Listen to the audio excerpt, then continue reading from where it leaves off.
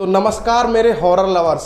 आज की जो वीडियो होगी वो हॉन्टेड रेलवे स्टेशन की होगी और ये जो कहानी है ये सूरज जी की कहानी है। अगर आप लोग ये कहानी पूरे तरीके से सुनते हो तो आप लोग के रोंगटे खड़े हो जाएंगे और आप लोग सोच में पड़ जाओगे कि जो ये सूरज जी हैं इन्होंने सरवाइव कैसे किया था उस हॉन्टेड रेलवे स्टेशन पे, जिसके बारे में मैं आप लोगों को बताने वाला हूँ। ये कहानी लगभग 20 साल पुरानी है, लेकिन हमें 3 दिन पहले सूरज जी ने बताया है उनके साथ 20 साल पहले क्या घटना घटी थी। वो अपनी फैमिली को लेके हिमाचल घूमने के लिए जाते हैं और हिमाचल में एक ट्रैक है जिसे कालका टू शिमला ट्रैक बोलते हैं। उस ट्रैक के बीच में एक टनल आता है और टनल से 100 मीटर आगे ही एक रेलवे स्टेशन आता है जिसका नाम बैरोग रेलवे स्टेशन है। अब मैं इस रेलवे स्टेशन के बारे में अगर आप लोगों को बताऊं तो आप लोग विश्वास नहीं करोगे। पहले आप लोग गूगल की एक फुटेज देख लो। मैंने गूगल पे भी इस रेलवे स्टेशन के बारे में सर्च किया था कि मोस्ट हॉन्टेड रेलवे स्टेशन कौन सा है इंडिया का, तो बैराग रेलवे स्टेशन सबसे पहले आया था। और इसकी कहानी के बारे में मैंने जानने के लिए थोड़ी और रिसर्च की थी, तब मुझे पता चला था कि ये रेलवे स्टेशन बहुत ही हॉन्टेड रेलवे स्टेशन है। और मैं आप लोगों को इसकी कहानी इसलिए बता रहा हूँ कि आप लोग भी हिमाचल की साइड पहाड़ों में, वादियों में घूमने के लिए जाते हो, बट अगर आप लोग इस जगह पे जाते हो तो आप लोगों को अपने आप को सुरक्षित किस तरीके से रखना है, कैसे अवेयर रखना है, सारी चीज़ें मैं आप लोगों को बताऊँगा। ये वीडियो बहुत बेहतरीन होगा, आप लोग वीडियो को ध्यान से देखिएगा। तो चलिए वीडियो स्टार्ट कर लेते हैं। लेकिन यार अगर आप लोग हमारे चैनल पर पहली बार आए हो तो इस चैनल को सब्सक्राइब ज़रूर कर लेना, क्योंकि अगर आप लोग हॉरर लवर हो या फिर हॉरर से प्यार करते हो तो आप लोग चैनल को ज़रूर सब्सक्राइब करके जाओगे। और वीडियो अच्छा लगता है तो वीडियो को लाइक कर देना और अपने दोस्तों के साथ शेयर ज़रूर कर देना, क्योंकि कुछ लोग ऐसे होते हैं जिनकी बहुत ज़्यादा फटती है। तो ये वीडियो हॉरर तो है ही, अगर आप लोग अपने दोस्तों की फाड़ना चाहते हो तो ये वीडियो उनके पास भेज दो रात के टाइम पे, ठीक है। तो चलिए अब बात करते हैं सूरज जी के बारे में। लगभग 20 साल पहले वो अपनी फैमिली के साथ घूमने के लिए जाते हैं। और फैमिली में कौन कौन होता है? उनकी मम्मी होती है, उनके पापा होते हैं, उनकी वाइफ होती है, उनके 2 बच्चे होते हैं और उनका एक छोटा भाई भी होता है। अब कोई भी बंदा, आप लोग समझ रहे हो, फैमिली मेम्बर में से अगर गर्मी के टाइम पे घूमने जाएगा तो वो ज़्यादातर पहाड़ों की तरफ जाते हैं। कुल्लू मनाली हो गया, हिमाचल की साइड शिमला हो गया, और भी बहुत सारी जगह हैं, लद्दाख वगैरह।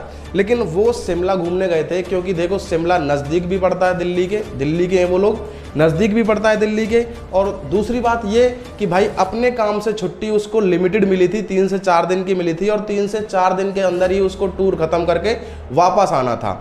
तो वो अपनी फैमिली को लेके यहाँ से निकल जाते हैं बस से। उनके पास कोई कार गाड़ी वगैरह नहीं होती है, बस से निकल जाते हैं। अब बस से निकलने के बाद अब वो पहुँचते हैं अपनी डेस्टिनेशन पे।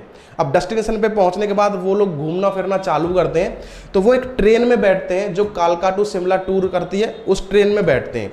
बैठने के बाद में अब ट्रेन वहाँ से चल देती है, चलना स्टार्ट कर देती है। अब ट्रेन चलते चलते वहाँ रेलवे स्टेशन पे पहुँचने से पहले ही टनल आता है, जैसा कि मैंने आपको पहले बताया था।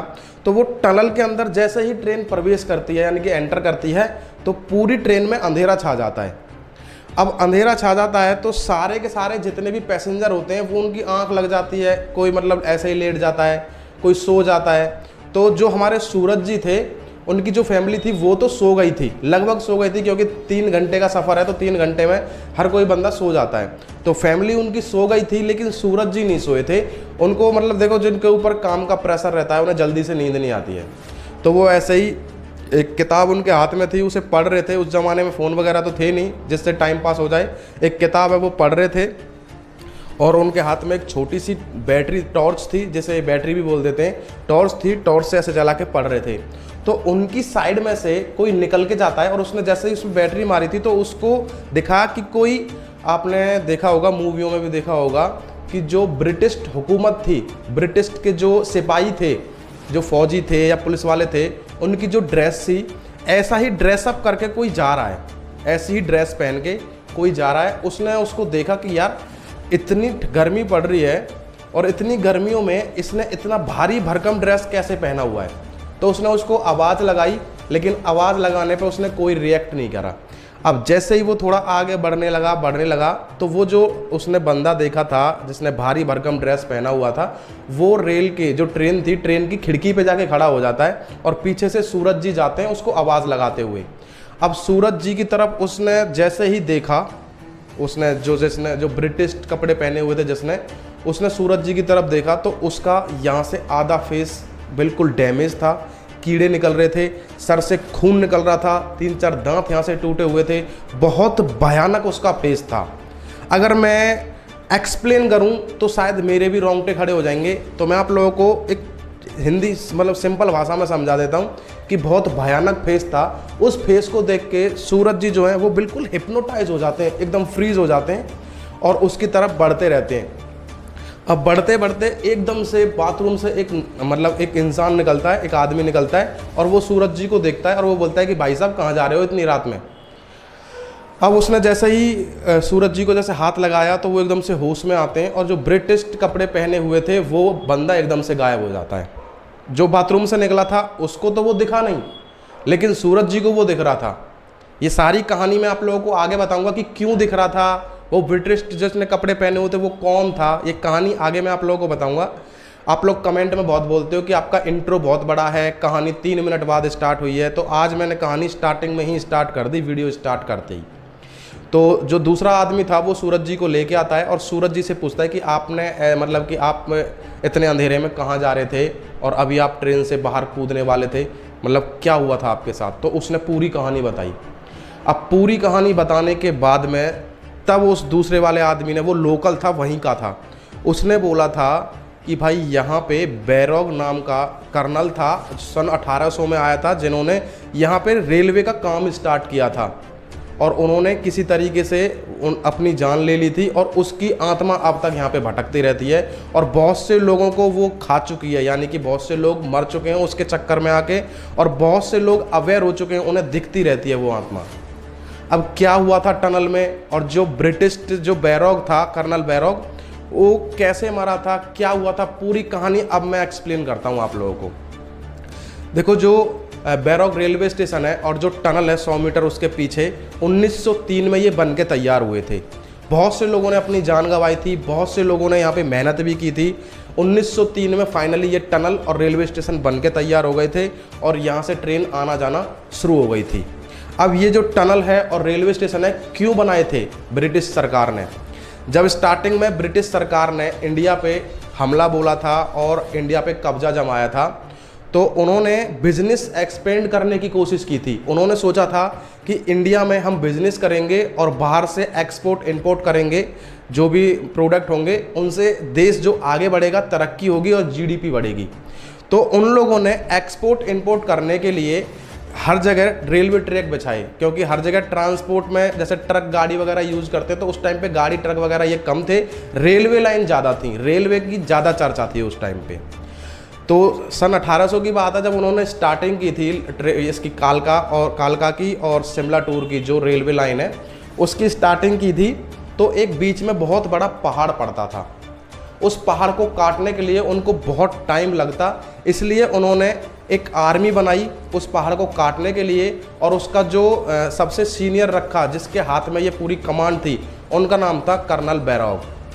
उनसे बोला था कि यहाँ पे हमें सुरंग बनानी है और आपको इतना टाइम हम देते हैं और ये सुरंग बना के तैयार कर दो।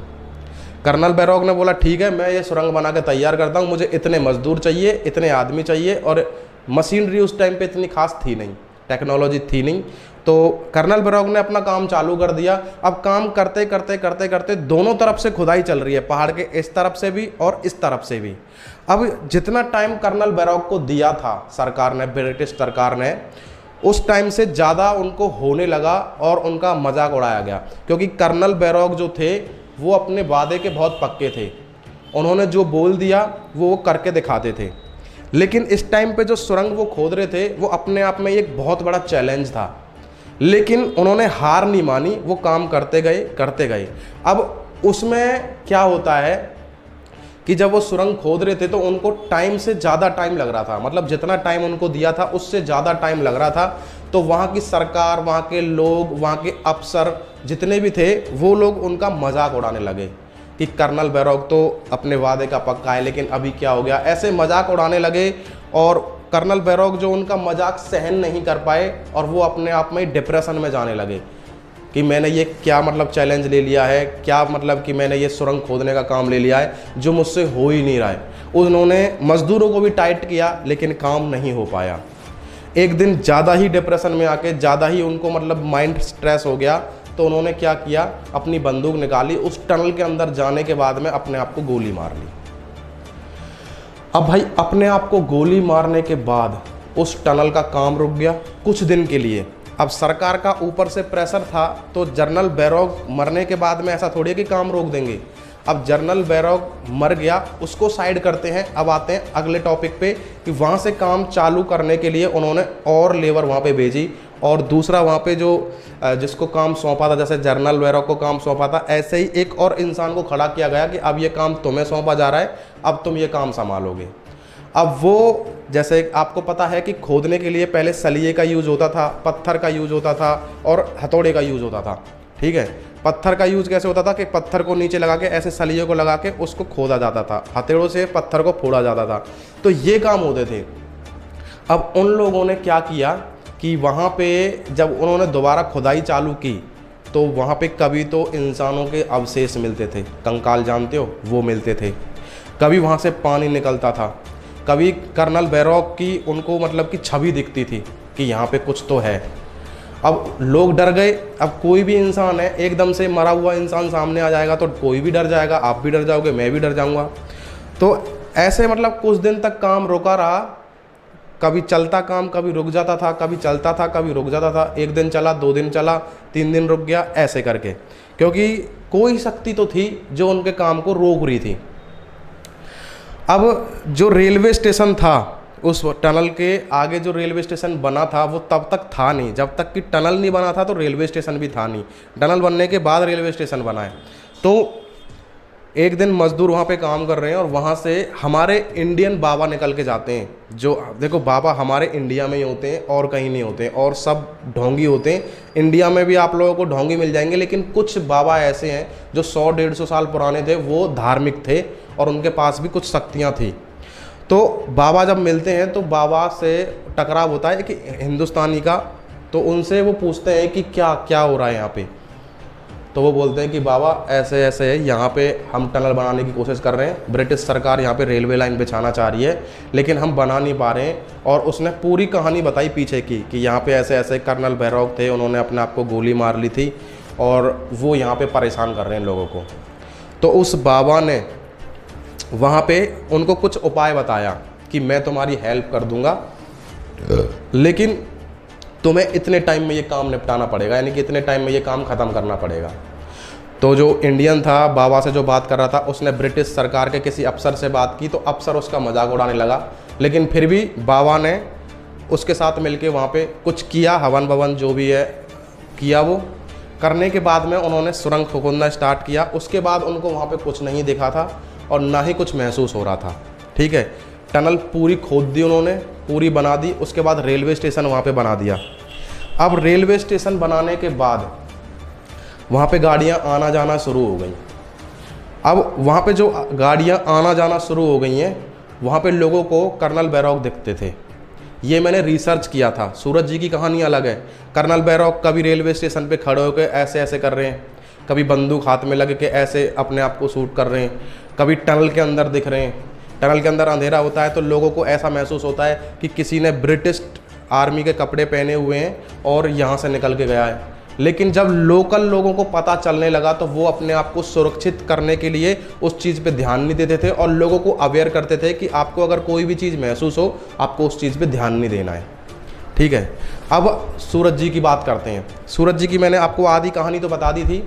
अब जैसे ही वो आदमी सूरज जी को लेके आता है उनकी सीट पे और पूरी कहानी पूछता है, तब सूरज जी को वो दूसरा आदमी बताता है कि सर यहाँ पे कर्नल बैरॉग थे, वो दिखते हैं सबको, कभी रेलवे स्टेशन पे दिखते हैं, कभी ट्रेन के अंदर दिखते हैं, कभी ट्रेन की पटरी पे दिखते हैं, कभी टनल के अंदर दिखते हैं।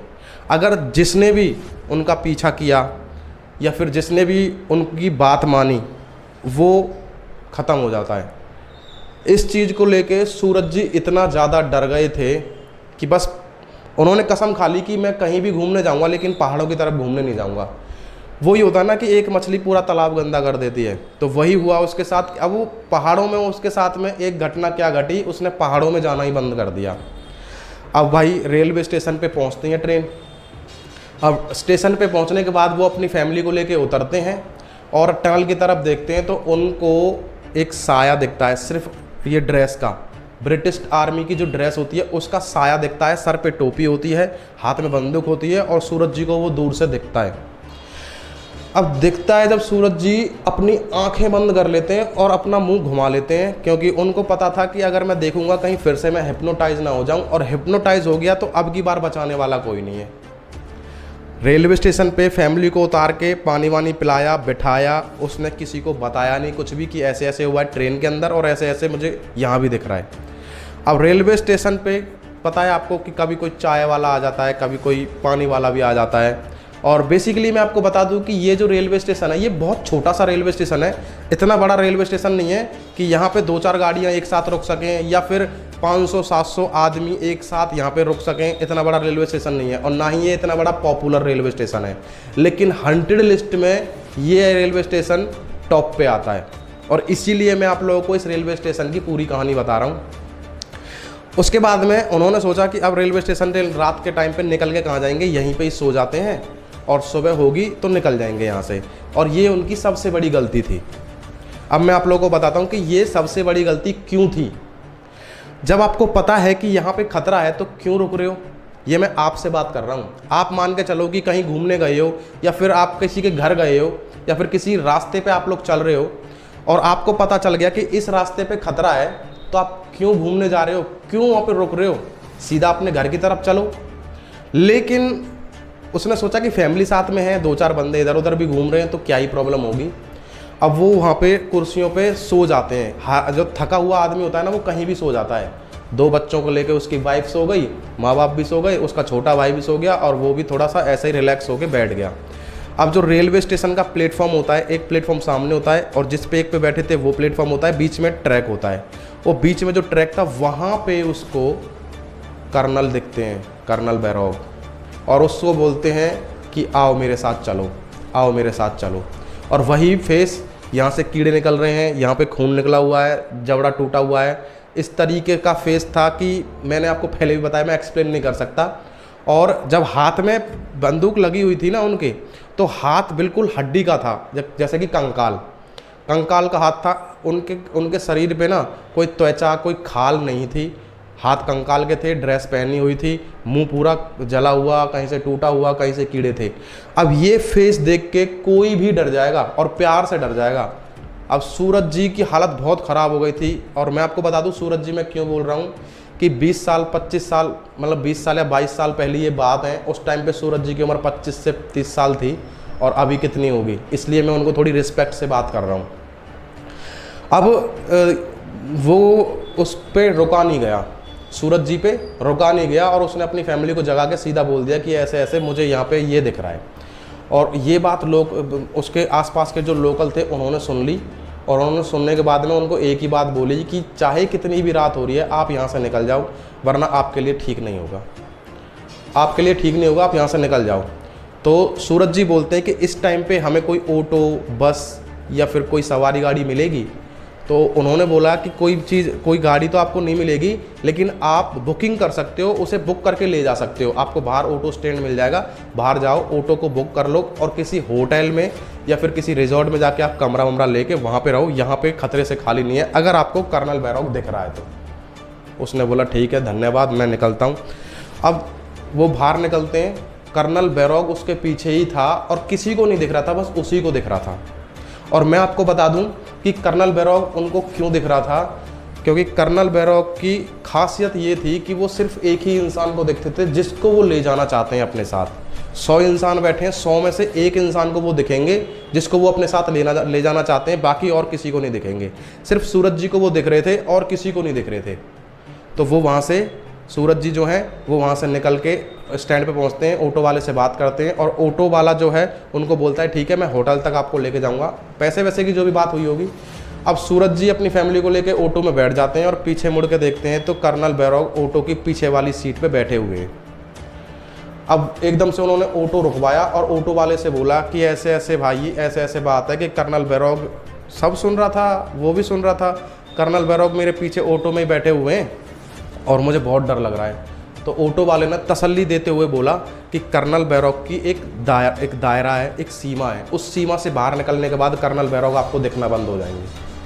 अब ऑटो जैसे ही रेलवे स्टेशन के सीमा से एरिया से बाहर निकला, कर्नल बैरॉग उनको दिखना बंद हो गए। उनकी सीमा पे अभी भी उनको कोई शैडो दिख रही थी और उनको ऐसे ऐसे कर रही थी, लेकिन दिखना बंद हो गए, महसूस होना भी बंद हो गए। वो होटल में जाके रुके, होटल में कमरा लिया, अपनी फैमिली के साथ रुके।